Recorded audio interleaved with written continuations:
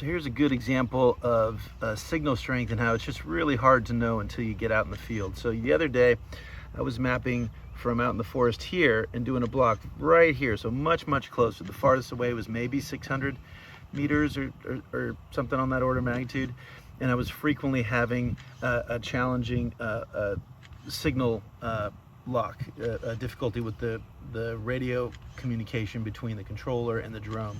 Today we're much farther. So right now you can look. Right now we're about, focus. We're about 1,100 meters away, and no problem this entire thing. The difference: last time I was in the forest. Today I'm out here with very little direct line obstruction. So my controller is shooting straight over to the drone over there, and so obstacle structures, things in the way really make a big difference. And until you actually get out to the site to actually try it, it's hard to know.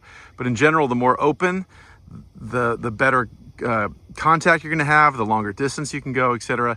The more stuff that's around you, the more difficulty you'll have in communicating with your aircraft from your controller.